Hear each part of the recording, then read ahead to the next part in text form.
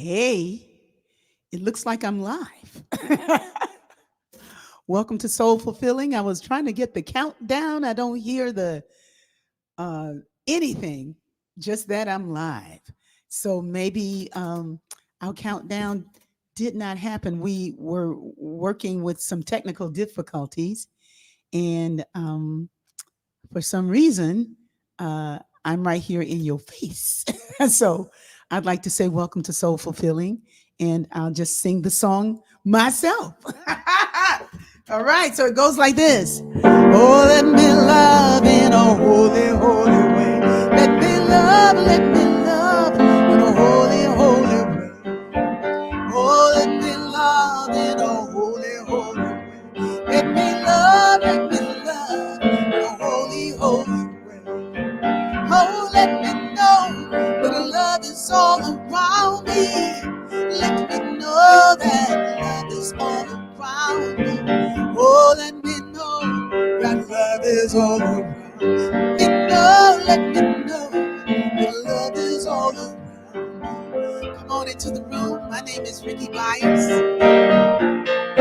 Oh, let me love in a holy, holy way. Oh, let me live in a holy, holy way. Oh, let me love in a holy, holy way. Oh, let me live in a holy, holy way. All right, now hold on. I just need to make sure that people are on with me. Oh, yeah, y'all on. Hey, Chef Lori. Meg was on first. All right. They're coming on into the room. Yeah. Nothing can stop a good idea. A sister with a lot of soul. Come on in. There's Cheryl. She knows all about soul. Oh, let my steps reveal the path of peace. Let my steps reveal the path of peace. Oh, let me serve in a holy, holy way. Oh, let me serve in a holy, holy way. Oh, let me live in a holy, holy way. Oh, let me live in a holy, holy way. Oh, let me love in a holy, holy way. Oh, let me love in a holy, holy way. Oh, let me love in a holy, holy way. Let me love in a holy, holy way. Hey, welcome to Soul Fulfilling. We got Lona Elias. Hey, Coochie Chagulia, baby. Habani Gani. What's the news? What is the news about life? What's the news about the principles? The principles of Kwanzaa, which are about building stronger community, African American communities in particular, because a lot of African American people are suffering out here. All right, so it's time for us to celebrate who we are. We just finished with Christmas that celebrates everybody, I think. Got a lot of commercialism around the theme of the birth of a fresh and magnificent idea in God.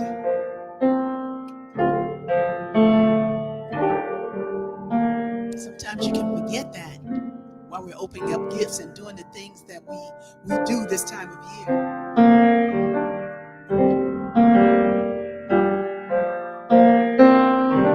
For me, I just love you. And I love my family, my friends.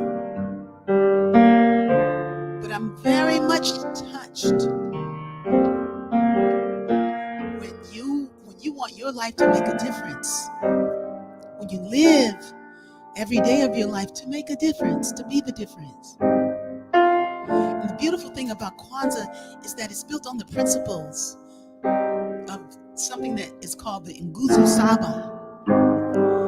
And today is the second day. Yesterday was Umoja. Today is Kujichagulia. And that is self-determination. It's like, hey, nobody tells me who I am. I make my decisions for myself. I name myself. I claim myself. I claim my stance in the world. Nobody can tell me what I need to do with my body. Nobody can tell me, they can tell, they can say things. But at the end of the day, I make my own decisions for what you call me, who I am, how I'm standing in the world, how I move with my inner process to touch the God within me. That I'm doing it because I'm going within in a way that is good for me, not just because my family did it, but because it's good for me. It's good for me. I can feel the presence of God within me. I get to say what that journey, what that path looks like. Self determination. It's like I make my own decisions. I get to decide for myself. I even get to define what it's going to look like. And when I understand what it is, then I get to really go for it and to really express in that area. This is a powerful day, the Kujichagulia. And I get to, like Georgia was saying in her Instagram live last night, it was extraordinary. But that we get to dance the principles, we get to live them, we get to celebrate in the principles.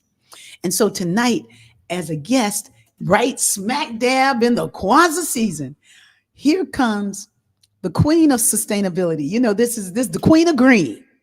What I was saying is that, like, at this time, you find, especially in the Kwanzaa season and even in the Christmas season, you find a lot of red, you find a lot of black, and you find a lot of green, you know. But in Kwanzaa and in the African American community, those colors mean something beyond Santa Claus's suit and a white beard and the snow. It doesn't mean any of that at all. It means, it's the red is the struggle, it's the blood of our people and the struggle of our people. Black is that we are is the melanin in our skin. It's who we are, and green is about the land. It's about the land, the earth that we inhabited. So it's kind of like the celebration of, at this time, we get to celebrate through the principles, through the colors of red, black, and green. But tonight, here we go, the second day of Kwanzaa, and I got Natalie Wynne Pace on with me. Well, this is why Natalie gets to go, because Natalie cares about the earth. She cares about the earth, and she's an amazing being. I want to bring her into the room right now, and I'm going to read a little bit about her, as I bring my friend Natalie in. And Sue, wherever you are, just keep trying to get on. Okay, so let's put our prayers up for Sue that she would find the way to get through the technical difficulties. And let's see if we can unmute Natalie so you can hear her blush while I read. Hi, Natalie, are you in the room? Not yet. She's not in yet. Okay, let's see why we can't hear you. Unmute. I tell you, we've been having some issues here, but can't unmute your guest. Their mic isn't connected. Try to connect your mic again, Natalie. You were on before. Okay. Now you're on. Okay. How's that? Does that sound okay? Yeah, you're on now. I'm happy. Something's working. So what I want to say about you, first of all, welcome to Soul Fulfilling, my friend. Thank you. This is Natalie. I've known her a long time. Natalie Wynne Pace. So this is what I wrote. I said, tis the season to go green. Yeah. Our lives depend upon us making better choices in our day-to-day living. And who better to inform us than Natalie Wynne Pace? So smack dab in the middle of the Kwanzaa season, Rickie Byars brings a queen of green into soul fulfilling songs and conversations. In fact, Natalie Wynne Pace is an advocate for sustainability, financial literacy, and women's empowerment. She ain't apologizing for that. No. Ain't nobody going like, well, why you ain't doing men? She says, no, I'm focusing on women.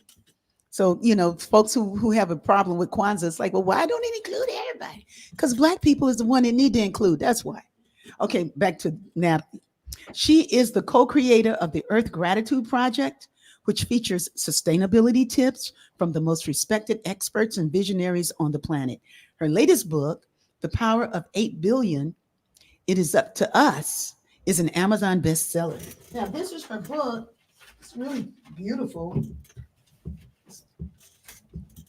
See, if Sue were on, then she'd be flashing this. But Sue is trying to get in, so we're just going to have to make do with what we have, and what Right. we have is a genius. So I believe we can make it. Well, we'll try.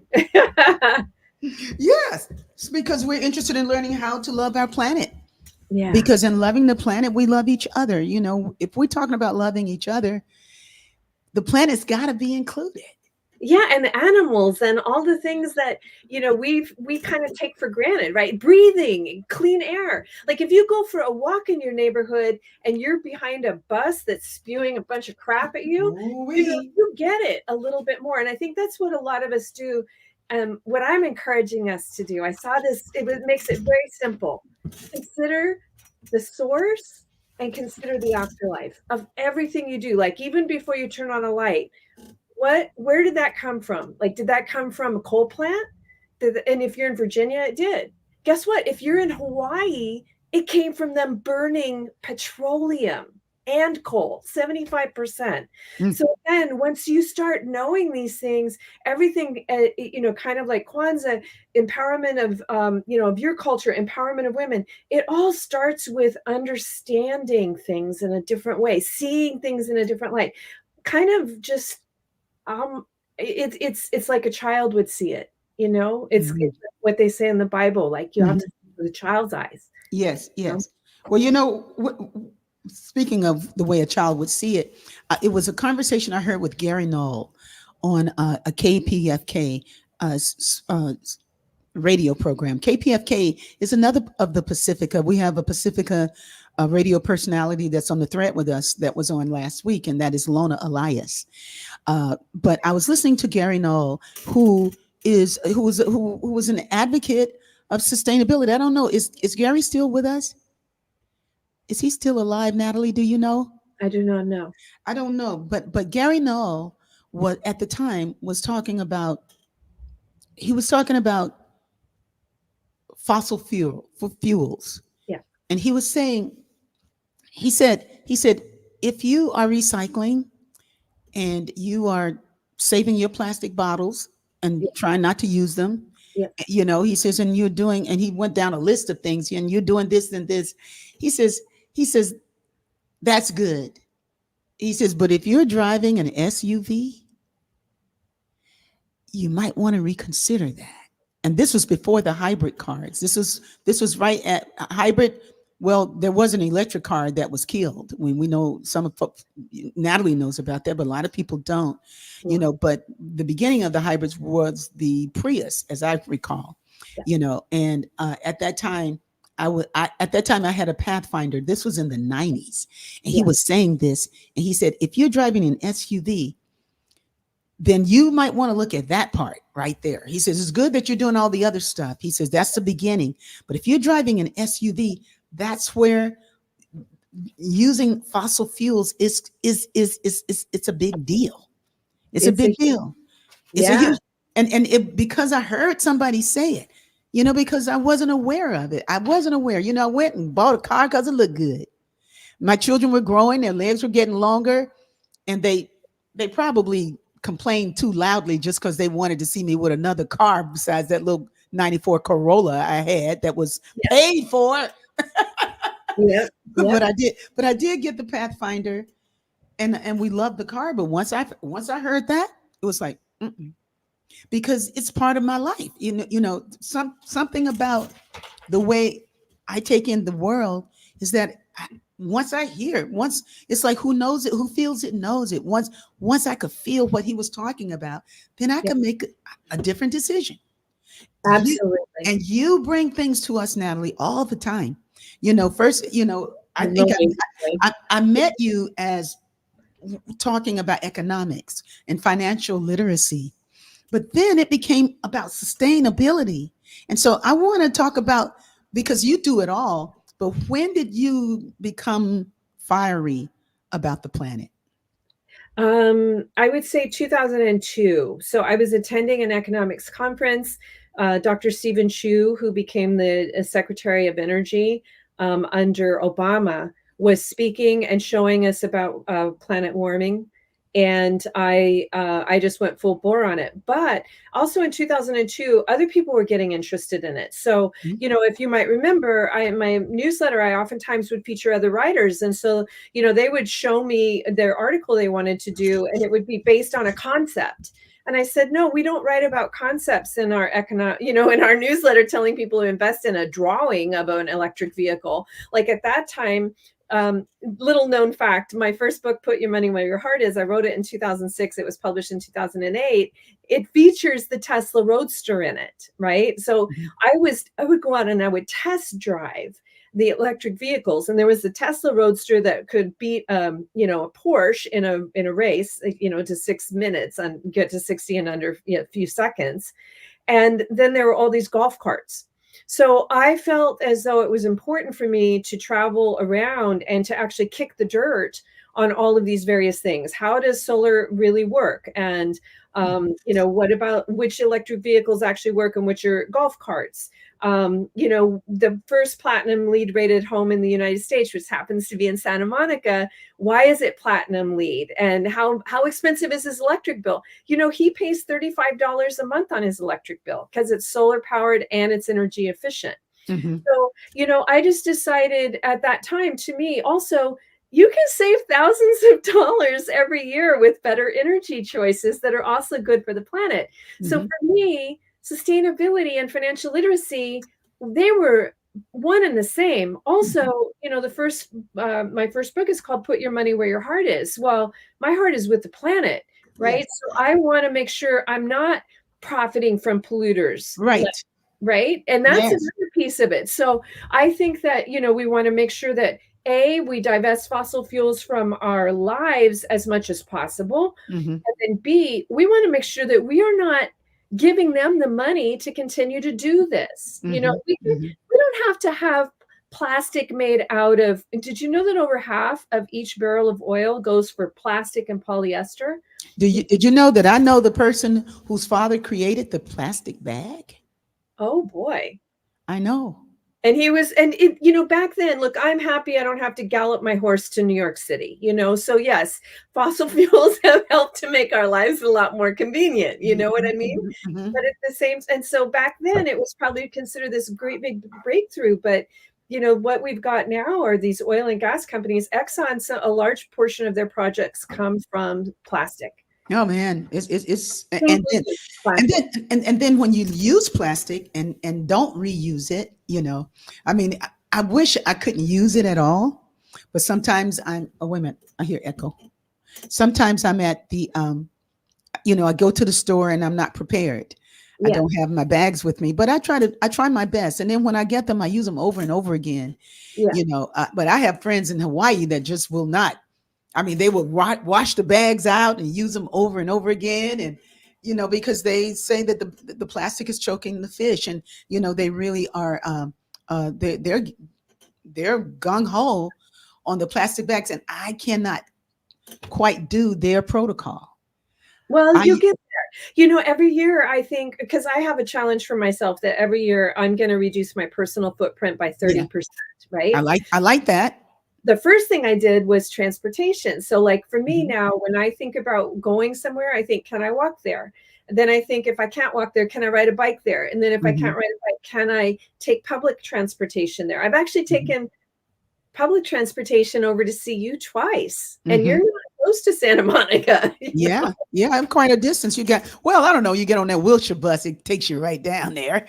It does, it does. Although Wilshire's got a little bit of a construction Distance from going Wilshire. on that you would Oh yeah, yeah. only know if you're taking the bus. But that's what I mean, is that this year, now that I've taken my transportation CO2 footprint so far down, it was Mhm, more about getting rid of plastic and polyester. And I find bulk at the co-op, or bulk. There's a beautiful store where everything's in bulk, and they give you paper bags to, if you don't have your own, or you can buy their glass jars. And I just go and fill up there once a month, all the mhm, nuts, all the grains, mhm, even mhm. elderberries and teas, all And of this. this is a special store. You Yeah. know, I mean, a lot of people don't have those kinds of stores in their area, but we can. that's something to shoot for. This Or is you got to be the change, right? Like even in Santa Monica, when I first started riding a bike in Santa Monica when my son was a kid, there were no bike lanes, right? mhm, So it's mhm, kind of like what you're talking about. Like if your community doesn't have it, then we got to fix that. Like in Hawaii, mhm. you're talking about the people that are washing out all their plastic bags. Are they aware how dirty their grid is? Well, You know, this is John Lavoie, who lives in Hawaii, and he says he made he came off the grid and he lives only with solar. So thank, a lot of people thank you, are, John. yeah, yeah, yeah. Thank You know, you. I know quite a few people who live off the grid. You know, I don't, but I'm getting closer. And But you also but you live in California, which is a lot cleaner grid, although it's still about half natural gas. well And keep on with your 30%. So you said you were going to reduce your carbon footprint by 30%. So every so year, so one is that you just don't use your car at all. I would say that like out of 365 days, I Mhm. use a car less than 30 days. Wow. A Yeah, year, a year? a year. What are one of those times you used it? The last time I used it, I I decided that want to know. I really needed a massage and hot springs, and so I took it down to Desert Hot Springs. It was a couple weeks ago. Yeah, that would have been an expensive Uber. Yeah, I rented a car and I went down there. Yeah, yeah. But it's amazing. You know what else is kind of cool about it? Like a lot of people, I was talking to a coaching client. She was like, "Well, I only spend $35 a week on my gasoline." I said, "Do you realize that's Ooh, $1,000? ooh. That's 2,000 a year. Now add in if you have a car payment and your car insurance and Mhm, your car maintenance. mhm, So on average, most people are spending $8,000 on their car. mhm. I get to spend $8,000 going to Machu Picchu instead. Yeah, you can make a better choice.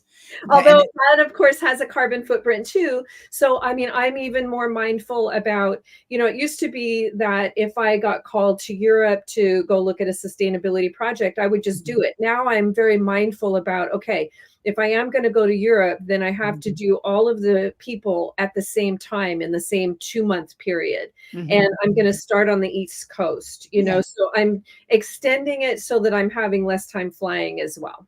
Well, that's great. Now, can you tell us about the and I don't even know, maybe they have some hybrid ships, but I mean, cruises are getting to be very popular, and I hear a lot of people Oh, like, "Oh, I'm going on a cruise. We're going on a cruise. We cruised for 3 weeks. We went to the Caribbean. We did this. We did that. I'm yeah. saving up for a cruise." And I remember hearing a presentation with these youngsters that were these young people that were on a cruise ship, and they when they found out what the damage was, like the fuel, just the fuel that's It dumped into hits the ocean. 0 miles per gallon. It's the worst gas hog ever. I mean, it's just horrifying how much, oil and gas is used on a cruise ship. It's horrifying.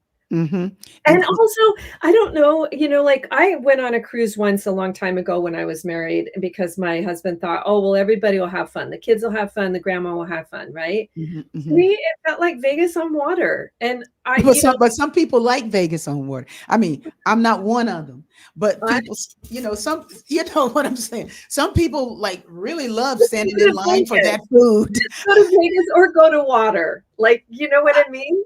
Like, and you go to the port and you only get 2 hours there. So the only thing you really have time to do is to rush in and buy a t-shirt or something. Like you're not really experiencing the cultures or the people or.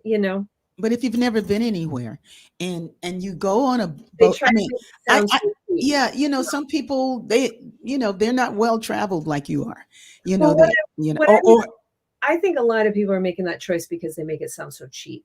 And then once you Mhm. get there, you realize that you really do have a lot of things that you have to pay a little bit extra for. And Yeah. I get it because it does feel like a very affordable vacation. But again, for me, the choice now is just put the planet at the top of the list. And if Yes. you put the planet at the top of the list, then you have to make a different choice in terms of what your family is going to do for fun. A Mhm, cruise mhm. ship would be probably one of the worst choices. You know, a private plane Hmm. is a very bad choice, you Yeah. know. Hmm. Like, at least if I'm on a commercial plane, you know, that actually that footprint is equivalent to, like, 4 people in an SUV. Yeah. So, if I'm flying coach, it's not as terrible as if I'm on, you know, first class, or and definitely not a private plane. Yeah. Well, we remember at the onset of the pandemic when nobody could travel or go anywhere, and the earth began to restore herself. I mean, because she didn't have all of all of that stuff coming at her, all of the tourism, all of the ships, all of the planes and the fuselage, all of the stuff Oh, that hard. that's just so hard The on her, you know. skies were so blue. I had the So blue. first time seen it like that. Yeah, I'm going to sing this song, a little song about it. Okay, Because the name of the show is "Song Soul Fulfilling Songs and Conversations." You okay. know, and last week somebody came in and was like, "Where's the music?" All right, let's get some music going. I was like, "Well, just well, they came on late." I was like, "If you got here earlier, you would have heard the song." But the name of this song is "The Earth Is Free Again." And when I wrote this song, I was in Arizona. I was in Sedona, Mm, and I think it's called I forget the name of the rock formation but I think it was Bell Rock or something like that. But I looked out of the window of the place that I was staying, and it was just there, and mm, it was speaking to me. And I went outside, and it was cold, but the air was crisp. It was you could breathe. The sky was blue, and it just was like the song is like the earth is free again. She mm, glows with life again. The air is purified, and peace is in her skies. And then the second verse says, "My heart is free again.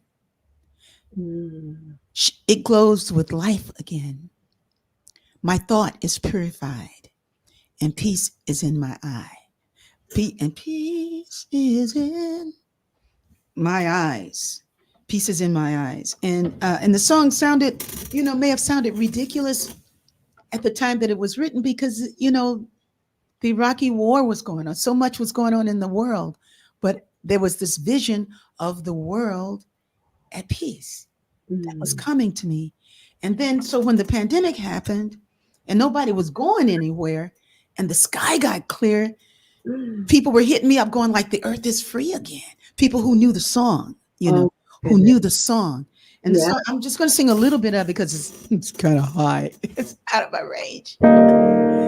This great singer, Rarani, used to sing it. Rarani is from New Zealand, and so she really sang this song beautifully.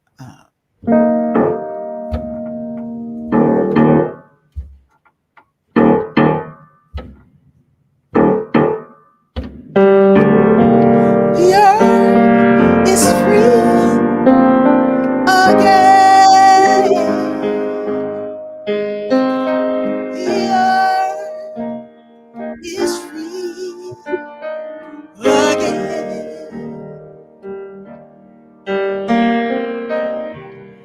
She glows with light again.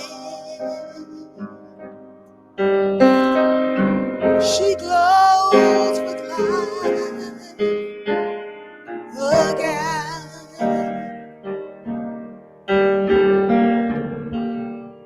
My thought is purified. The air is purified. The air is purified. And peace is in her sky. Oh, and peace is in her sky. It's a decision. My heart is free again. My heart is free again.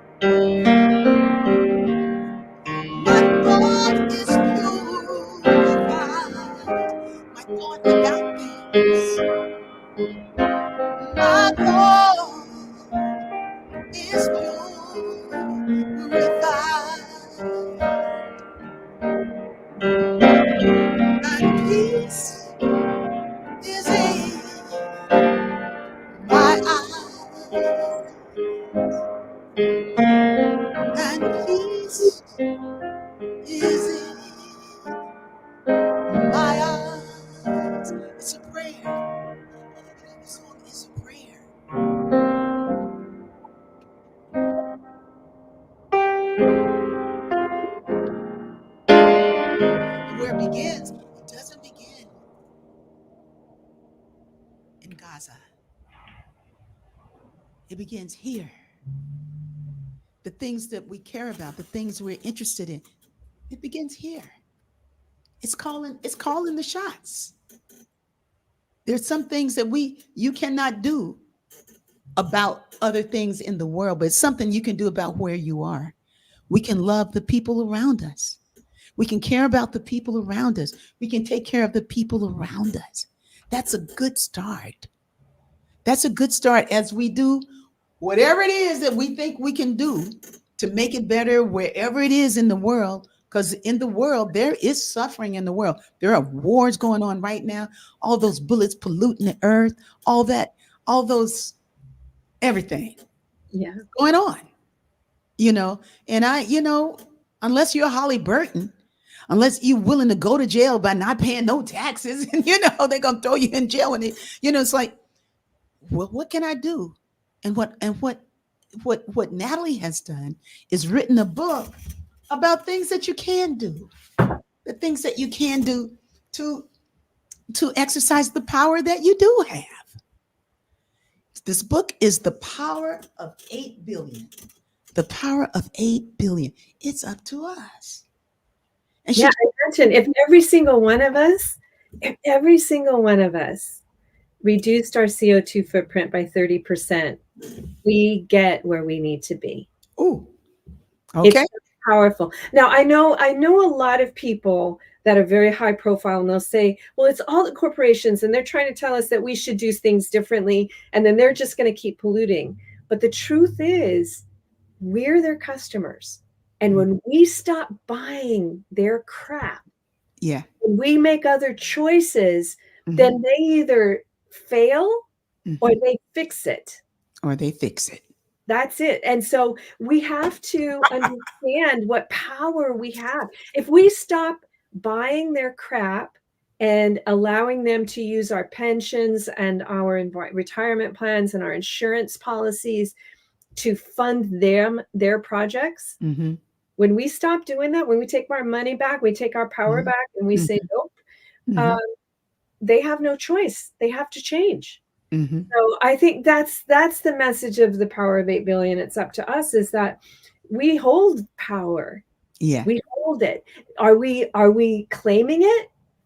Are we in giving our, a lot of people, they're doing things that are harmful for the planet because they're not aware of it, right? Yeah.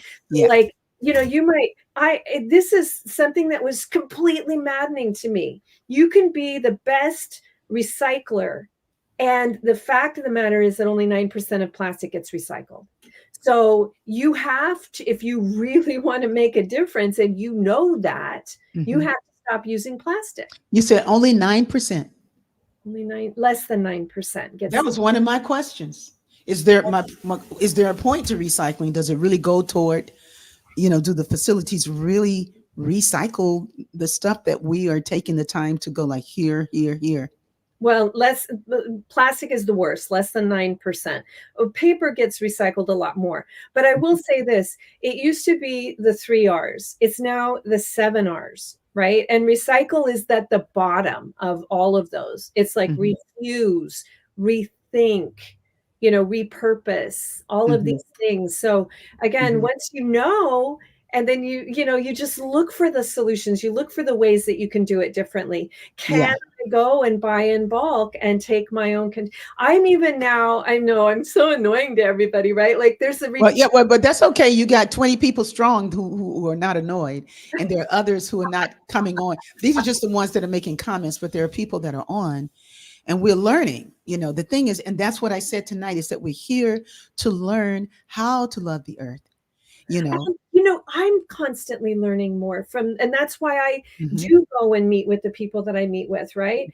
I'm mhm, constantly learning more. Like last year, I didn't know that it's important to choose regenerative, not just organic. mhm, It's really important to at least choose organic, but if you can get even further, you need to try to choose regenerative, because not only are those farmers able to produce more nutrient dense food, which is found in organic as well. What is regenerative? Tell us what that is. The difference is that they'd use no-till. So organic gets pretty far there. So it's no-till and also none of the additives. So not the artificial inputs.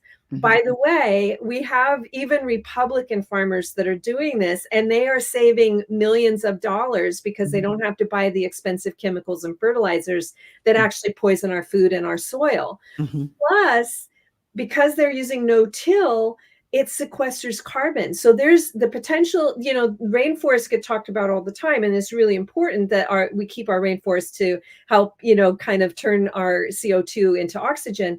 But our good farmland can do that as well. So regenerative farmland, it never really is just topsoil or mhm, dust. It's always going to be covered with something. So now when I'm at the farmers markets, I do ask the farmers, are you regenerative, not just organic? And it's mhm, interesting because a lot of them, again, we get stuck in our habits, right? But what I mhm. found is that, or even where I go, like I have Regenerative. a friend and she's now doing composting at her restaurant, right? Mhm, mhm, And it's like so there's a lot of things, and again, my thing that I do always is, what's the source of this? And if mhm, the planet is my top priority, mhm, then what choice do I make on all these different things, right? mhm, So, mhm, mhm, you mhm, am I happy mhm. to walk? Well, yeah, it actually, I feel like I'm healthier now than I've ever been. Well, I want to ask people in the thread. I feel like I am too.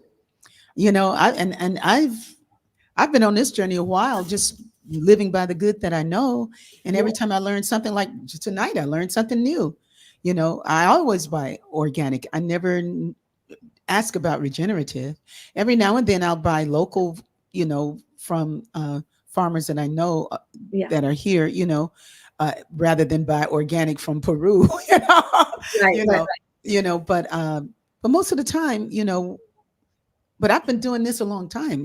I've been interested in it. And I know people who stood the ground for organics. I mean, when nobody knew about organic food or anything, they were doing this in the 70s. But they right. can't, but they cared. So we got people on the thread tonight. I just want to recognize some of the folks who jumped into the room. Hi, Joanne. And Charlotte Sherman is here. Kimberly Lovelace. Hey, Joseph is here. And then Deanna, she says, I claim myself. Oh, she's talking about Akuji Chagulia. Mhm. Mardell. Hey, Yeah. Mardell and Lynn Beal. Good evening. Mickey Maxwell. Hey, Mickey, I need to hear you sing somewhere. We got to have Mickey Maxwell on with us one night and just to talk about what he does in the world and his beautiful career in comedy. John Lavoie, that's our little off the grid in Hawaii, who's having a good life. Rakia Murphy is in the house with us. Alana, hey, oh, hey, Marcus, give me your address so that you can get that T-shirt, bruh. And others, thank you so much for coming on with us tonight. We have the wonderful Natalie Wynne Pace. Now, is Wynne your maiden name? No, it's my middle name that my mother gave me. She named you Wynne. Yeah. She said she just wanted to put an R on there, would have been Winner. Well, Natalie Pace means birth of peace. Hey, I don't I even like know if she Pache. knew how powerful that name was. I know. I mean, I'm just lucked out. Hey, you did, and I lucked out to know you, and Oh, because I get to learn from you, and And at the end of the day, we do our best, and then somebody else comes and takes the ball further down the road. I Yeah. want to thank you for the the way you do it. One of my questions, and you've already answered it, was about earth as a commodity. When she's used that way, like and Wall Street, because you were the queen of picking those stocks. You knew what stock would be really profitable for you, and how you can invest your money for the greatest value. Natalie she could pick stock. She was bad in that. That was her area. And then she becomes different. But while you were in that zone, you could see the money that they were making off of the earth. And what I could see again, it's what I love about it. I love the fact that I know Rickie Byars, and I also love the fact that I know, the former chairman of TD Ameritrade, right? Mm-hmm. And because I get to see the world through both sides, right? Mm-hmm. And so again, like people that can be very spiritual, a lot of times, why aren't they more green? Mm-hmm. Well, they'll say, "Oh, I have to drive my car because they don't have any good charging stations, and I have to do." Like they just thinking, they're never thinking outside of the box. Like in LA, it's very easy to justify having a car, and everybody I say that, "Oh, you can't possibly live in LA without a car." Mm-hmm. Mm-hmm. Like I gave up my car years ago, and even before then, I was having to pay to have someone turn it on every now and again because I was off on Mm-hmm. other places. Mm-hmm. So I think that well-meaning people that have very spiritual lives are not Mm-hmm. always connected to where they want to be in terms Mm-hmm. of harmony with the planet, Mm-hmm. and they have a lot of excuses for that. And Yeah. some of those excuses may be that they haven't read The Power of 8 Billion, and they don't know. Mm-hmm. They don't know that over half the barrel of oil goes for polyester and plastic, that you shouldn't even wear polyester clothing, that you really should be choosing natural fibers. It's Mm-hmm. not easy all the time to do that, but it's Mm-hmm. possible. And the more that we choose that, the more they make that. Then Mm-hmm. on the other side, we have the Wall Street people and the corporations. And what they say is, well, listen, if you want to drive an electric vehicle, I'm going to have to go and mine lithium in Peru and destroy one of those mountains, right? Mm-hmm. Mm-hmm. And then you have other people that are really smart, like Brent Totarian, who's an urban planner, or Leon Creer, who I'm blessed to be able to learn from these geniuses. And they're like, look, if you look at from the top down, and they have all these great pictures of it, and you see gridlock traffic, it doesn't matter if it's electric vehicles or gas guzzlers. I mean, it does in terms of air pollution. Mm-hmm. It's not an efficient way to get people around. Single-use vehicles for city use, I understand them for urban use, but for city use, I mean, for suburban and also for rural use, but for in the cities, it's really not great. It's not good to just replace all those cars that are going nowhere in gridlock with electric vehicles. Mm-hmm. And then sometimes even it's just crazy, the traffic, the mentality of traffic. Like what I find is I don't get on the freeway much. I don't drive that much, actually. I'm driving less and less, and Georgia doesn't drive at all. She doesn't. She uses the public transportation. Love you, Georgia. Love you, Georgia. I mean, and sometimes Uber, from place, when she has to do it, because you can't always safely be on a bus at night, but the thing is like, once and you can feel it. That's why I say who feels it knows it. It's like so many people, and you call them spiritual people, but I just think there are people, there are people who found the way to love God, but not to love the earth. Like there's just a disconnect because I won't go to the reasons of why there's a disconnect, but once you integrate it, it's like, and you go like, why am I eating this? Like, what did it take to make this? Like you say, when you turn on a light, well, what does it take to generate this energy here? Where is it coming from? Exactly. That same question is with food. Like, what did it take to to be here, to get to you know, and it matters, I cared a long time ago. Once I woke up in New York. Well, actually, I began to wake up in Atlanta. I lived next door to a guy that was he was part of the Nation of Islam, and he used to cook a lot of whiting at the time. This was back in the 70s, and the little 22-year-old Rickie, man, I was eating everything, but I ate everything. If you didn't want your ham sandwich, you were going to give it to me because I would eat that ham sandwich, Right. And he was like, "You got to stop eating that pork, Sister Rickie," and I was like, "Why?" And he thought, "Well, that's swine and blah blah blah blah." And then one day I ate a ham, something that was some pork, and I got up to change a light bulb, and the room went like this, the room swirled, and I knew why. And I stopped eating pork. I was like, that's from the pork. That's what he was talking about. And I stopped eating pork. I didn't stop eating beef, but I stopped pork. And then through the years, I would one by one find the way away from meat for me. Now, I'm not trying to get anybody on the thread to not eat meat, but just eat less. If you actually, eat less. I have something very, very, very important about meat. If you are going to eat meat, then it should be local and it must be regenerative. So in a regenerative farm, actually what they've discovered is that part of that sequestering the carbon in soil does require animals and manure. So animals are a part of a regenerative agriculture system, but a lot of us are not eating regenerative or local meat. We're eating rainforest beef, where they came in and they torched and they blew out all the trees, and then they put a bunch of cows on them, and then they feed them grain that's been shipped in from some, you know what I mean? Like that is so bad for our planet. But if you choose, and I agree with you, you should definitely not be porking out on meat every day, like just. Well, you said reducing your carbon footprint by 30%. A lot of that we could be healthier. You're going to be better and stronger without all that. You're going to be better. It's like, and people go like, "Wow, how you look so good?" I say, "Because I eat good, but I don't eat what most people eat." I mean, but it takes a moment to get used to a different way of being in the world. And people around you are going to go like, "Oh, you eat your protein." They don't even know what a protein is. They just know what they've heard.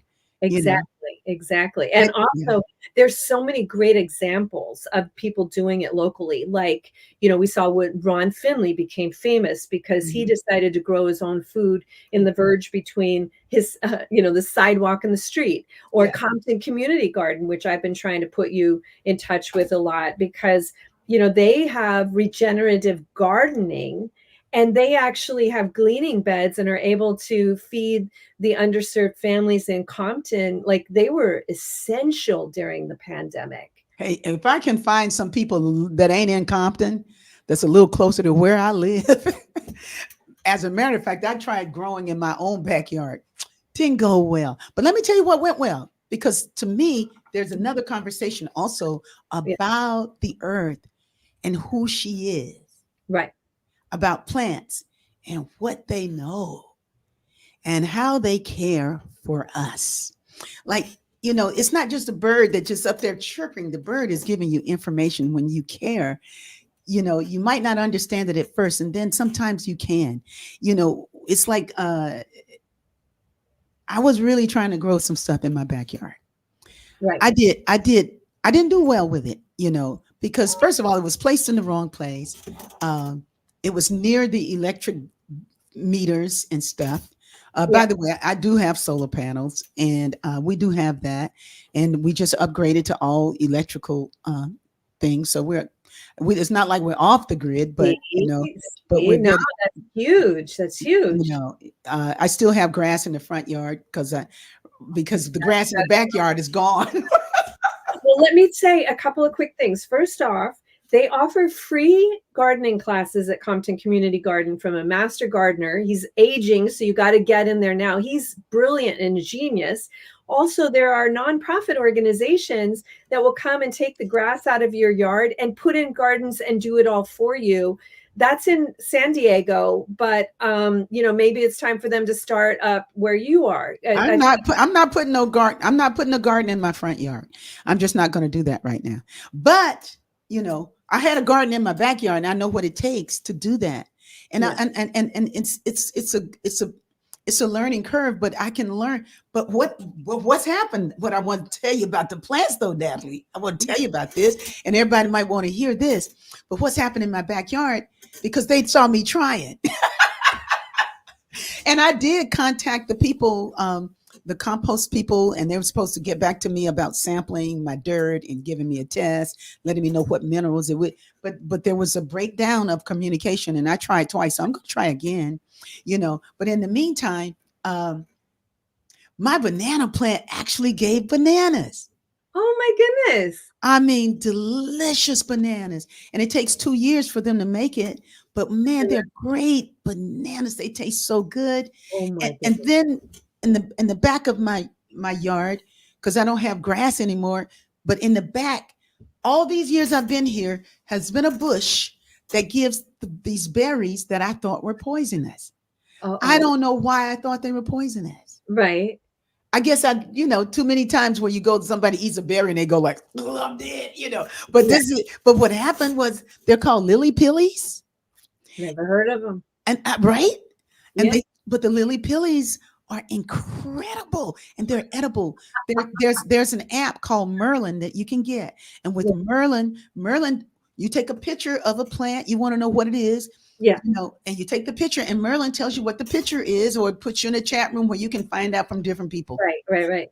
Found out that the lily pillies are totally edible, high in antioxidants. Oh my goodness. I mean, just extraordinary for the body, And I was like, look at that. Plant's been talking to me all these years, and I ain't know what it was saying, But somehow I didn't succeed in one way, but I've succeeded in another way, Yeah. with other things, because the fruits grow in my backyard.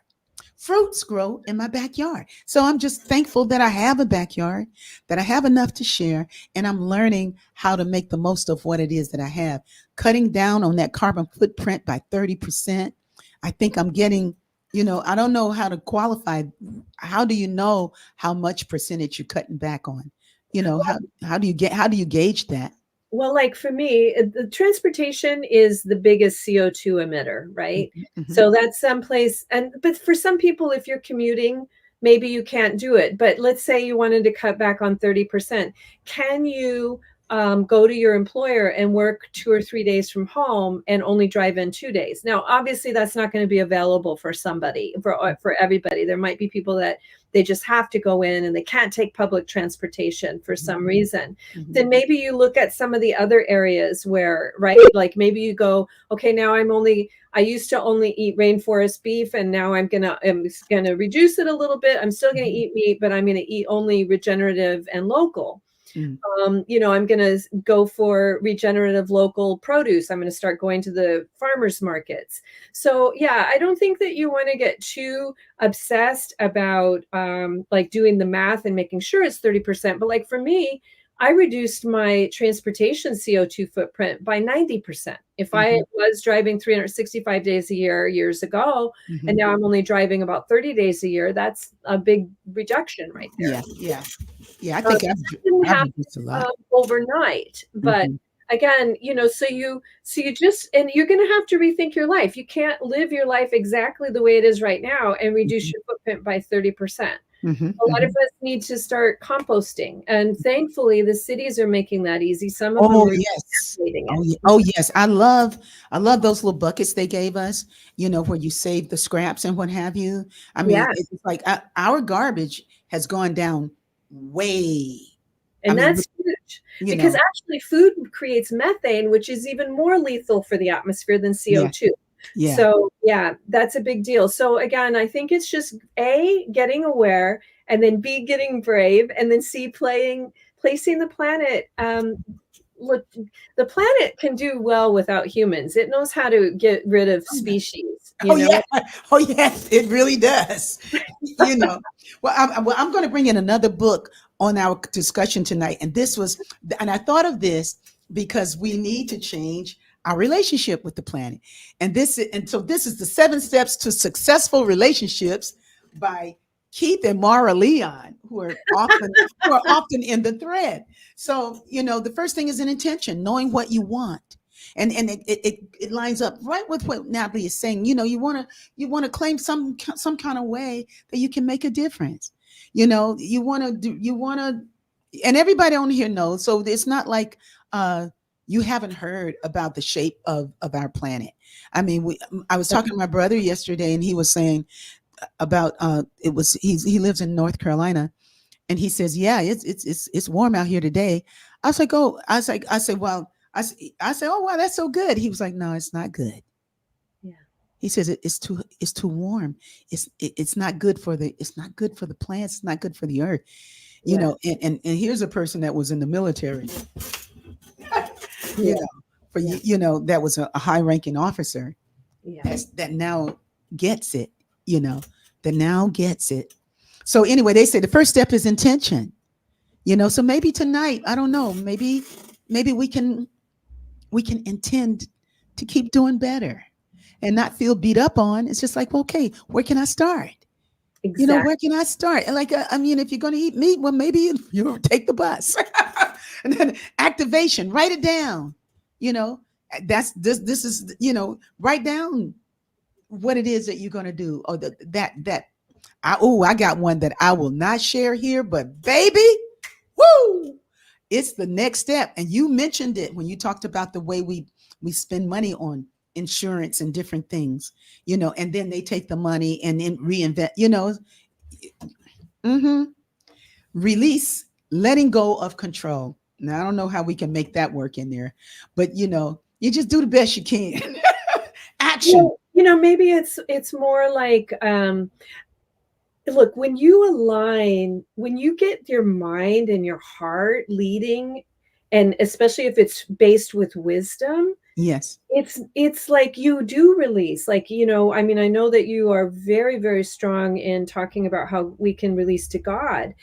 And that's it. I mean, you can actually even release and ask for inspiration, like you were talking about. All those years you didn't look to see whether or not that beautiful berry was actually edible, right? Like releasing. You want to fill up with powerful wisdom. You want to lead with your heart, and then you do want to have a little bit of listening to the cosmos, or listening, And maybe this is for all of us too. This is for our interpersonal relationships, but it's for the way we roll together, Yeah. the way we live together. Action, moving forward, and enjoying the process, because we want to enjoy our life. We don't want it to be like somebody's beating you over the head and I can't learn. She don't eat nothing. She don't do this. She don't. Right, No, right. she does this and then she does that, and she inspired me to maybe try to do that myself. Yeah. People. You don't feel that way about how you eat, right? You love the food that you eat. Oh man, I love the food I eat. I got to tell you, I love the food I eat too. That morning we had lunch. That morning we had breakfast together. We both loved what we had. When they brought me my food, I was like, "Oh Lord, man!" By the time I finished, I was like, "Man, this is so good." Yeah. The step number 5 is communication, working through disagreements before they become conflicts. So maybe that we learn each other's ways. We learn the ways that we're more alike than different, and then we see what we can learn from the other. And if we're thinking of our relationship with the planet, right? It's like, rather than being in conflict with her, I mean, it is. It's like, okay, well, I want to drive my gas guzzler. And the planet's saying, well, you're kind of making, right now, the air quality in Santa Monica is like, it's on an air quality alert. I'm like, why? Like, there's no fires.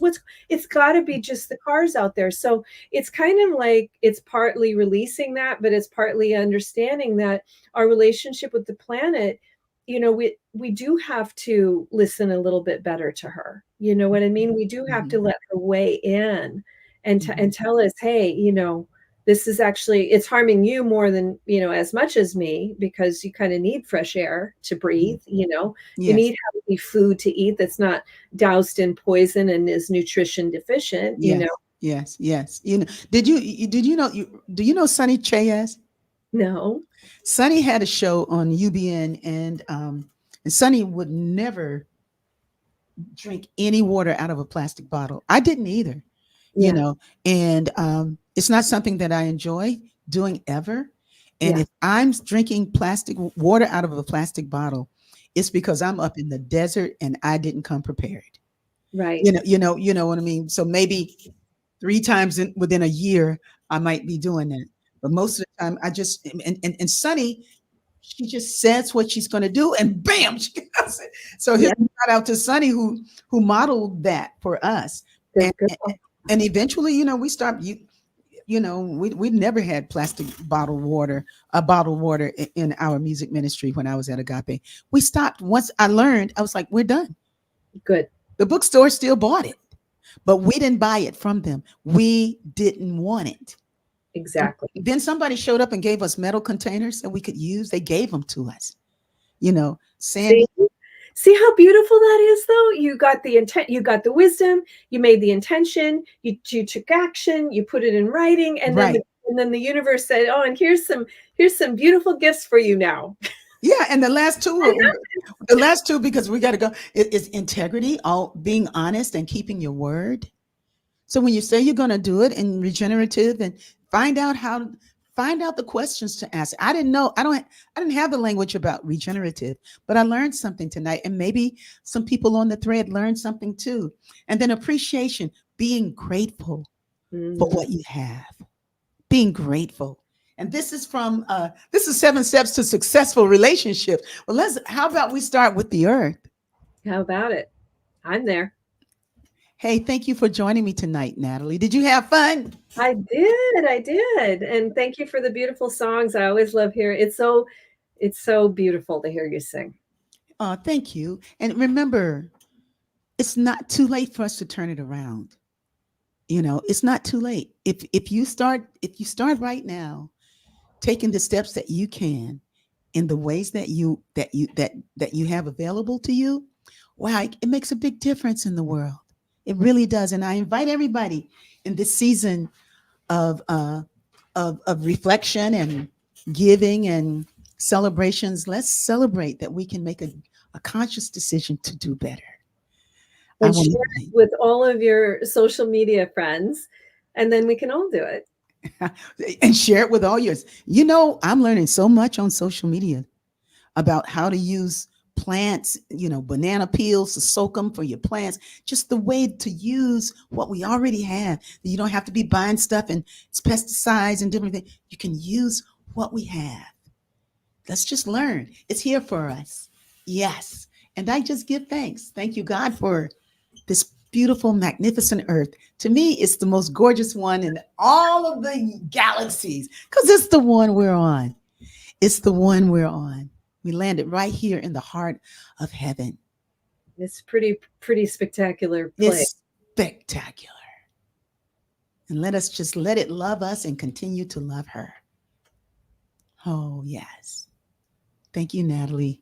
Thank you. Thank you, God. Thank you, everyone. Peace. Au revoir.